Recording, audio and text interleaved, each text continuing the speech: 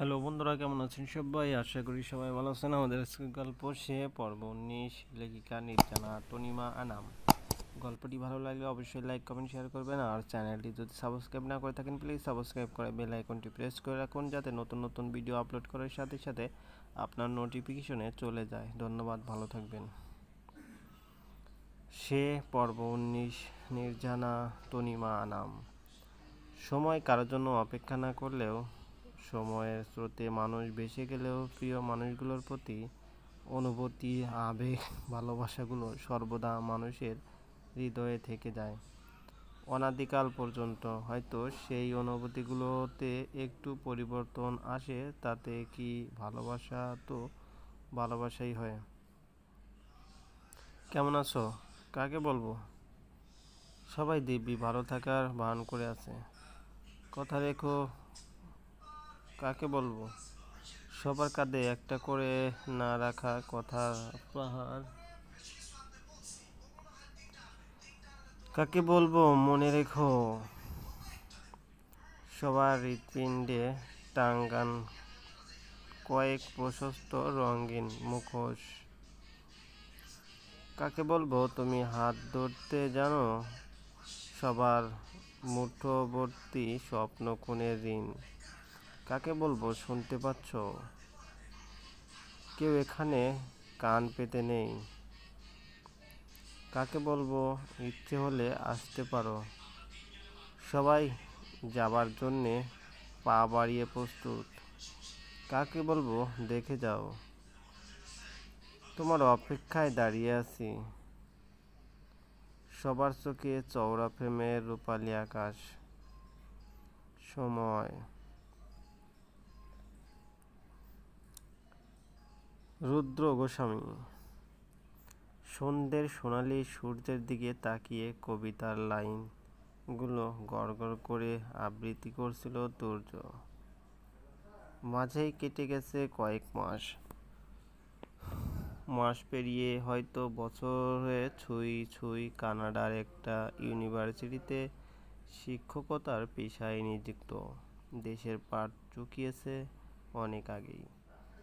পরিবারের অন্য কোনো সদস্যের সাথে যোগাযোগ নেই তার, তবে তিয়াসের সাথে যোগাযোগ আছে।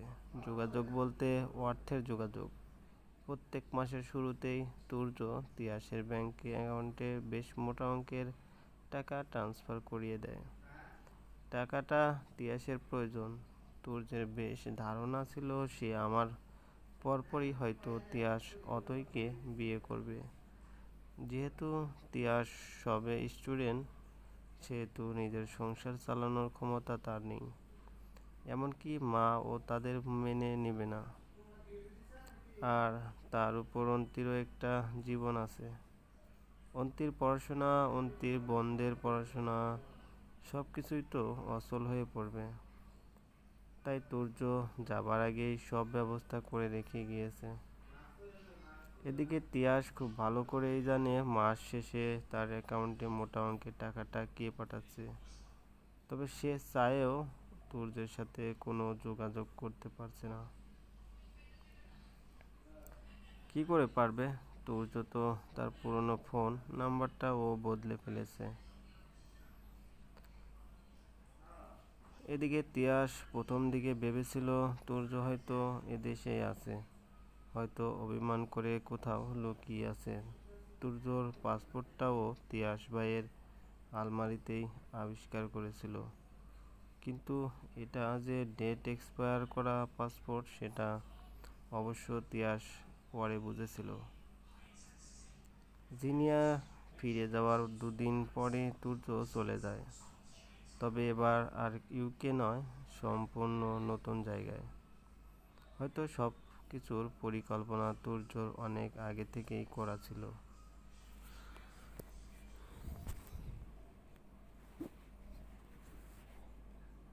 সব মিলিয়ে প্রায় 9 মাস হলো তুর্যর সাথে পরিবারের কারোরই যোগাযোগ নেই।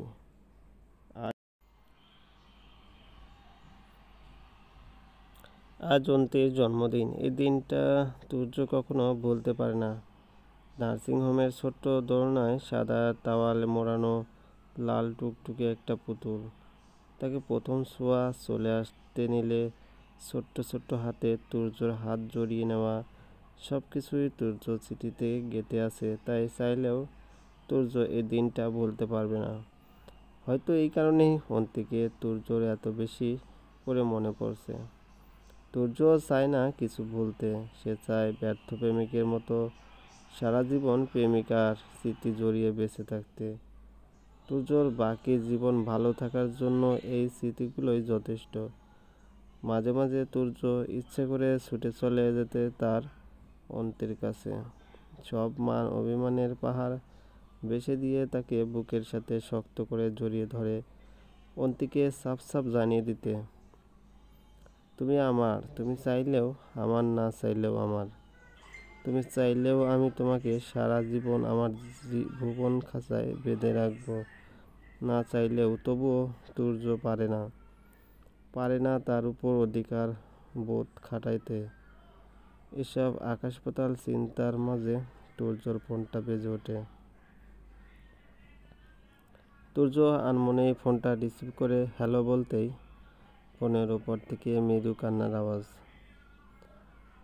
তুর্য প্রথমে কিছু বুঝতে না পারলেও কান্নার আওয়াজ যখন তীব্র হয় তখন তুর্য বেশ বুঝতে পারে এটা কার গলা ছিল। তুর্যর তাৎক্ষণিক মনে পড়ে এটা তো তার আগের নাম্বার। আজ হঠাৎই তুর্য নাম্বারটা অন করতে ইচ্ছে করছিল, তাই করেছে। তুর্য বেশ গম্ভীর গলায় জবাব দেয়, অন্তু, কেমন আছিস? কান্নার আওয়াজ ক্রমশ তীব্র হচ্ছে, তীব্র থেকে তীব্রতম। অন্তু। কোনো জবাব নেই। অন্তু। তবুও কোনো জবাব নেই। কান্না থামাবি? তু তু তু তু তুমি আমালে ছেলে কে? টুট টুট টুট। অন্তে কথাগুলো আর শেষ করতে পারেনি, লাইনটা হঠাৎ করেই কেটে যায়। তুর্য কল ব্যাক করতে চেয়েও কি মনে হতেই ফোনটা আবার রেখে দেয়। লাইনটা কেটে যাওয়ায় অন্তির কান্নার বেগ আরও বেড়ে যায়। এদিকে অন্তি বার দুয়েক কল ব্যাক করলেও কলটা আর লাগছে না। অন্তি ফোন হাতে দ্রুত পায়ে নিচে নামতে থাকে, উদ্দেশ্য তিয়াসের কাছে যাওয়া। তিয়াস হয়তো আবার তুর্যকে ফোনটা লাগিয়ে দিতে পারবে। তিয়াস নিচে ড্রয়িং রুমে বসেছিল। তন্ময়, প্রভা, তমসা বেগম আর সঙ্গে তিয়াসের বাবা সবাই এসেছে অন্তিদের বাসায়, সাথে আবার বেশ কিছু অতিথিও আছে। হাজার হোক, নতুন বউকে তো আর এমনি এমনি বাড়ি নিয়ে যাওয়া যায় না। আজ প্রায় 6 মাস পর ছোট ছেলে আর ছোট বৌমাকে তারা বাড়ি ফিরিয়ে নিয়ে যেতে এসেছে তারা। তমসা বেগম এক ছেলেকে হারিয়ে বেশ ভেঙে পড়েছে, তার এখন অন্ধের যষ্টি হলো তিয়াস। সবাই ড্রয়িং রুমে বসে কথা বলাবলি করছিল। অন্তি একটু অসুস্থ থাকায় এইসব হইচই থেকে তাকে আলাদা করে রাখা হয়েছে। অন্তি দোতলায় তার ঘরটাতেই ছিল। অন্তি দ্রুত পায়ে নামতে গিয়ে হঠাৎ করে পা পিছলে সিঁড়ি বেয়ে পড়ে যায়। যদিও বেশ কটা সিঁড়ি বেয়ে নেমেই পড়েছি অন্তি, তবে শেষের কটা সিঁড়ি সে আর পার করতে পারেনি। চোখের সামনেটা সম্পূর্ণ ঝাপসা হয়ে আসে তার। ভরা পেট, তার উপর অল্প বয়স।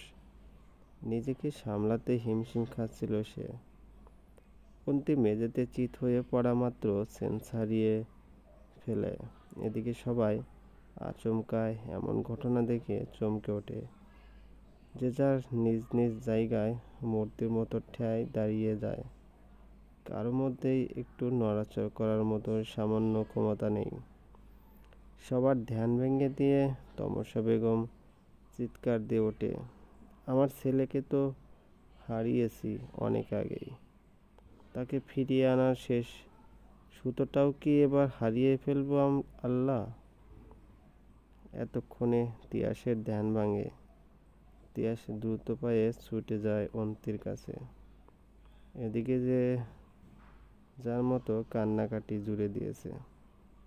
একদল মানুষ কোনো কাজে না লাগলেও, কানাঘুষো আর বিপদে পড়লেও আগুনে ঘি ঢালতে পারে খুব ভালোভাবেই। চলবে। বন্ধুরা, এই গল্পটি যদি ভালো লাগে অবশ্যই লাইক কমেন্ট শেয়ার করবেন। আর আমাদের চ্যানেলটি যদি সাবস্ক্রাইব না করে থাকেন প্লিজ সাবস্ক্রাইব করে বেল আইকনটি প্রেস করে রাখুন, যাতে নতুন নতুন ভিডিও আপলোড করার সাথে সাথে আপনার নোটিফিকেশনে চলে যায়। ভালো থাকবেন, ধন্যবাদ।